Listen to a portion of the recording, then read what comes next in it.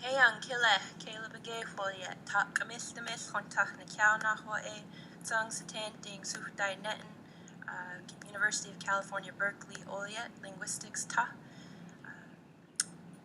Dachwalaf, Ding Sufdai Hayaman, Humboldt State University, Native American Studies Ta. My name is Kayla Begay. I come from the Acorn Stirring Place in the Hoopa Valley. And on behalf of my co-authors, present and not present, I'd like to first say Zahdia Nahonch Achwalau to the Lenape people upon whose lands we are standing today. I'd also like to recognize my relative over here. Dene Auchtet, Dene Chaneoch Auchtet, Dene Aante. We're both Dene speaking people. Justin will introduce. Hi, I'm Justin Spence, Yamantil Auchte. And our co-author, Cheryl Tuttle, can't be here to join us because she has a real job and has to be at it. So it makes her hard to get away for things like this. But this paper is really about our efforts, but really Cheryl's efforts to implement a Wailaki Language Revitalization Program in a public school. So Kayla and I are part of the project really just as consultants, and Cheryl is the one doing all of the hard work on the ground. I don't know, interacting with teenagers, which I can only imagine. We are going to talk a little bit about our work, probably focusing more on the kinds of things that Kayla and I have training in. But we think of this as an example of the kinds of university and secondary school partnerships that are possible. So in deciding how to carve up the time, we decided to sort of tag team, and one of us will talk and the other will pace nervously alongside or something. So I get to talk a little bit first. Just a quick overview. We'll try to give you a little bit of background about the language and the project background. Kayla will talk about some of the issues that have come up in trying to interpret Wailaki documentation, both what's attested and what's not there, so how to approach filling in gaps in the documentation. And if we have some time at the end, we will briefly address issues related to some of the pedagogical issues. We'll try to channel some of Cheryl's experience in the classroom, and also some aspects of our collaboration that may be worth discussing in the Q&A. So Wailaki is one of the Pacific Coast Dene languages, or Athabascan, as is still sometimes seen in the literature. I tend to use Dene in parentheses Athabascan as a result of efforts by people like Bruce to change the name. So this just shows on the map where Wailaki and the other Pacific Coast Dene languages are. Specifically, the program we're talking about is in Round Valley, the Round Valley High School in Covelo, California. So short, couple 3-4 hour drives north of San Francisco, depending on how quickly you drive. So a lot of the Round Valley High School students are members of the Round Valley Indian tribes. This is the seal of the Round Valley Indian tribes. And as the seal implies, there are a lot of different languages, a lot of different groups in the mid-19th century were relocated to what is now known as Round Valley. Round Valley is actually on traditional Yuki lands, and there are several other language groups, including Wailaki, who have wound up there. So the Wailaki Language Program that has got started in 2014 is really kind of a test case for Round Valley as far as the possibility of expanding to start doing similar kinds of things with other languages.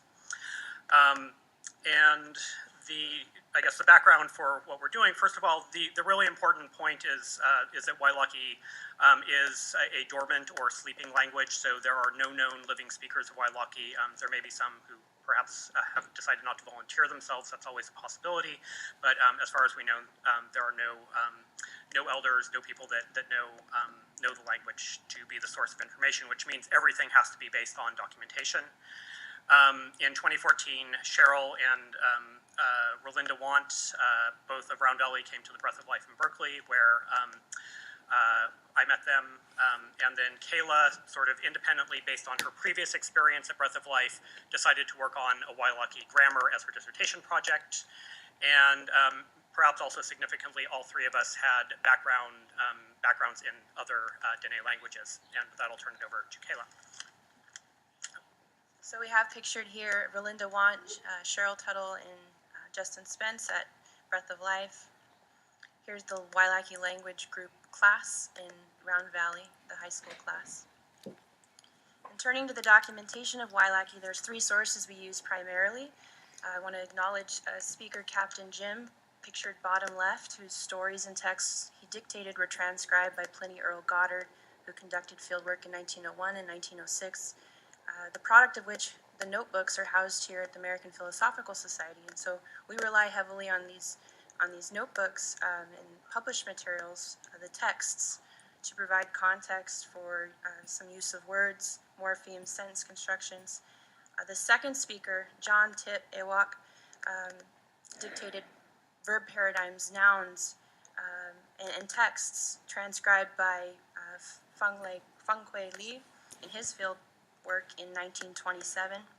His materials remain largely unpublished, but have re-energized the language work in Round Valley with Wailaki as they've become available. And then third, I want to mention the speakers that have worked with C. Hart Merriam in the 1920s, including Sally Bell, Lucy Young, and roughly 10 others. Each of these speakers were born before contact and survived numerous massacres, shared important histories and testimonies to these experiences. And Wailaki people today directly descend from these Haikistion, the old people. And Wailaki scholars and historians engage with their work today. So in using and interpreting these materials, we find Lee provides quality transcriptions. He transcribed more accurately things like ejective stops, the difference between plain, ejective, and aspirated stops to other workers did not necessarily. Goddard and Merriam always reliably transcribe these materials, but they are some of the most rich materials, working with the most speakers and representing the most with dialectal variation, different types of variation. And it's very important to language learners today to know that they're old people, the work that they recognize, they want to learn those dialects. And so that's something we recognize. We have a corpus approach in that we digitize and create and have created a searchable database of Wailaki. But we also have a comparative approach in that we interpret materials with reference to hupa cognates and sound correspondences. And that is to say that where we have gaps in the documentation, we use sound correspondences between Wailaki and hupa. For example, sha, hua, sun, gong, honk, fire, tispil, tismil. We're very closely related in language in that way. And I just want to say that we don't always need the language of English to be a mediating language to relearn our languages. We can do quite a bit of work between each other as Dene-speaking peoples.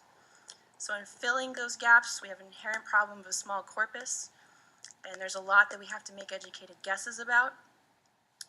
And that makes what we do somewhat of an approximation of the older language, and yet people are finding a lot of value in the work as connecting with family history, also engaging with the legacy of colonization, And we see our role as supporting the work of Wailaki language learners who've been doing this work for several generations now. But there's certain skill sets that we can help with. And since we're out of time, I'll just mention briefly, we had a few comments about issues that come up with trying to put together a program like this on the 2014 Breath of Life, and then the language program got started that very fall term. So there are a lot of issues surrounding having to essentially the teacher staying one step ahead of the students and sometimes having to go back and revise the curriculum. Which we, Cheryl, I think appropriately identified that the moment was, the conditions were in place to start the program, so it was important to go ahead anyway. And there are certain advantages that we found in this approach. that we can talk about in the Q&A for those of you who are interested. Also just some of the issues of the fact that this collaboration is even possible using tools like Skype that didn't exist